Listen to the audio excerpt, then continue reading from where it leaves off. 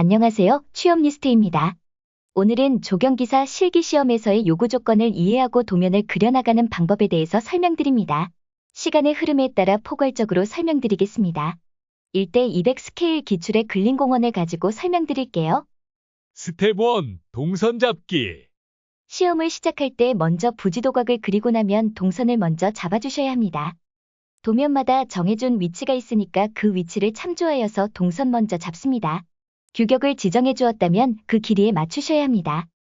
하지만 길이가 없다고 해서 아무데나 넣지 마시고 가능한 스케일자로 재서 해당 위치에 넣어주세요. 스텝 2. 공간 조닝. 그 다음에는 공간을 조닝해야겠지요? 이 기출문제는 북쪽 방면이 비스듬히 있어서 위치가 명확하지가 않아요.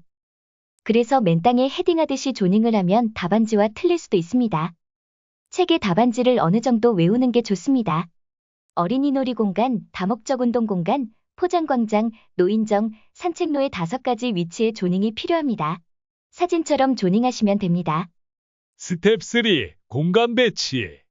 그리고 주어진 공간 규격에 맞게 세부적으로 배치합니다. 요구 조건처럼 배치하면 이렇습니다.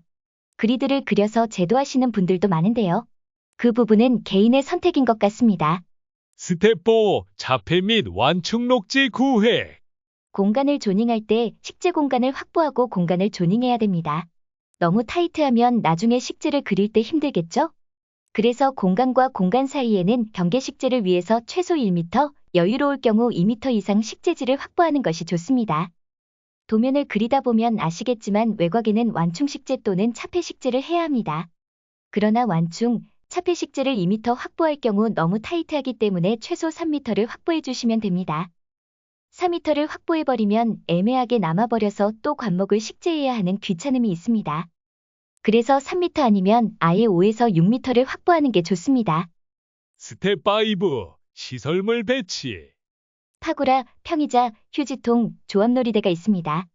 요구 조건에 포장광장에 파고라를 2개 배치하면 될 것 같은데요. 하지만 그려보면 포장광장 안에 파고라는 1개만 배치될 사이즈입니다. 그래서 파고라를 2개 배치하기 위해서 휴게 공간을 따로 만들어 주어야 합니다. 스텝 6. 식재 설계할 때 개념도의 요구 조건 파악하기. 다음은 식재 설계도입니다. 요구 조건을 보면 완충, 차폐, 유도, 요점, 녹음 식재로 구성하라고 합니다. 이렇게 구성할 요건을 딱 주면 편한데 그게 없는 조건이면 적절하게 만들어야 하니까 어렵습니다. 개념도에서 구체적으로 어떤 식재를 하도록 요구하지 않더라도 차폐, 완충은 기본적으로 넣어주셔야 합니다. 때때로 차폐는 안 넣어도 될 경우도 있습니다. 그리고 근린공원일 경우에는 출입구 쪽에 요점 식재는 넣는 것이 좋습니다.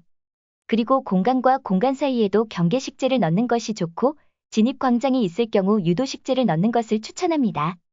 스텝 7. 자폐와 완충 식재. 순서는 차폐랑 완충부터 넣으면 됩니다. 차폐 식재는 잣나무, 독일 가문비, 스트로보잣나무 정도 되겠습니다. 차폐는 요구 조건에서 총 수목을 얼마나 요구하느냐에 따라서 1개를 쓸지 3개를 쓸지 달라집니다.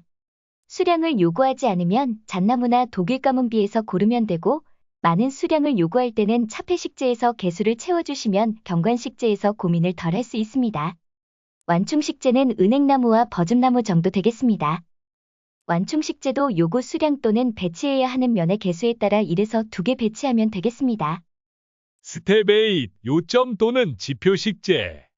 요점 식재의 위치가 어디냐에 따라서 그리는 순서가 달라지겠습니다. 요점 식재는 주출입구에서 눈에 딱 띄어서 보행자들이 유입될 수 있도록 해야 합니다. 요점 식재는 구성을 정해두고 시험을 준비하시면 편합니다. 첫 번째, 소나무와 관목의 배치입니다. 관목의 예는 철쭉, 진달래, 영산홍, 회양목, 조리대 등이 있습니다. 두 번째, 주목과 관목의 배치입니다. 세 번째, 향나무와 관목의 배치입니다. 소나무, 주목, 향나무 중에 원하시는 수목을 정하시고 관목을 추가해주면 됩니다. 또한 중부이냐 남부이냐에 따라서 영산홍은 대체해주면 되겠습니다. 스텝 9. 유도 식재와 경계 식재. 유도 식재를 배치해줍니다. 유도 식재는 보행자들에게 이동 방향과 시선을 유도하는 기능을 하기 때문에 일렬로 배치해주면 됩니다. 진입광장이나 주요 출입구를 기준으로 좌우에 열식하여 배치할 수 있으면 유도 식재의 기능을 더 명확하게 할 것입니다. 유도 식재의 수목을 정하는 것이 모호한 경우가 많습니다. 교재를 보면 치밀한 상록소교목을 쓰라는 경우도 있고 관목을 쓰라는 경우도 있고 어떤 경우는 낙엽소교목을 쓰라고도 하는데요. 정해진 정답은 없는 것 같습니다.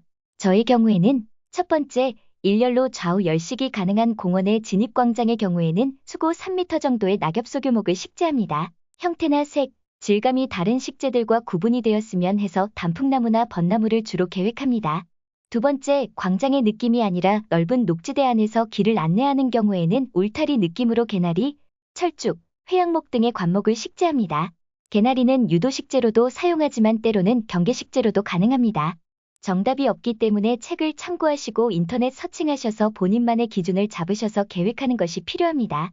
시험을 준비하다 보면 유도 식재와 경계 식재를 요구할 때 결정하기 힘든 부분이 있는데요. 먼저 유도 식재를 계획하고 경계 식재를 계획하는 것이 쉽습니다.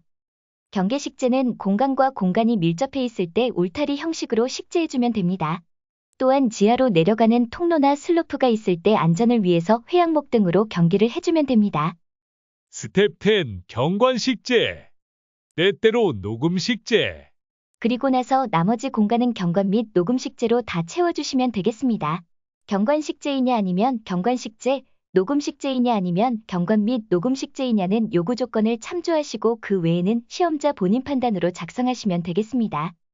성운 기출에서는 경관식재는 언급 없이 녹음식재를 요구하였기 때문에 경관 및 녹음식재라고 기입한 것으로 보입니다. 공원이기 때문에 경관식재 없이 계획할 수 없을 뿐더러 녹음식재를 별도로 조닝하기에는 공간이 협소하여 함께 계획한 것으로 보입니다. 경관식재는 요구하는 특정 수목이 없으면 수고 2.5에서 3.0의 낙엽교목을 식재하시고 관목으로 빈 부분 없이 채워주시면 됩니다. 스텝 11. 식재 계획을 바탕으로 한 개념도 작성. 식재 설계도 바탕으로 개념도를 작성해 주시면 됩니다. 개념도도 세부적으로 그리는 방법을 풀어보자면 첫 번째, 주동선과 부동선을 그립니다. 산책동선이 있으면 추가합니다. 두 번째, 공간을 포괄적으로 표현합니다. 너무 정확할 필요는 없습니다. 도면이 깔끔할 수 있도록 사각형 또는 원형으로 그립니다. 세 번째, 완충식재와 차폐식재를 먼저 그립니다. 네 번째, 요점식재와 지표식재의 자리를 찜공해둡니다. 다섯 번째, 유도식재와 경계식재를 그립니다. 여섯 번째, 경관식재와 녹음식재로 남은 공간 다 채워줍니다. 미처 채우지 못한 곳은 잔디를 그려서라도 채웁니다. 일곱 번째, 출입구 글씨 표기와 공간에 대한 자세한 설명을 씁니다. 이와 같은 순서로 그리면 자리가 가득 잘 차겠습니다. 요구 조건을 보고 막막하실 때는 위 영상과 같은 생각의 흐름으로 도면을 작성하시면 보다 쉽게 하실 수 있을 것입니다. 궁금하신 점이나 오류가 있다고 판단되는 내용 있으시면 댓글을 부탁드립니다. 그럼 다들 화이팅입니다요.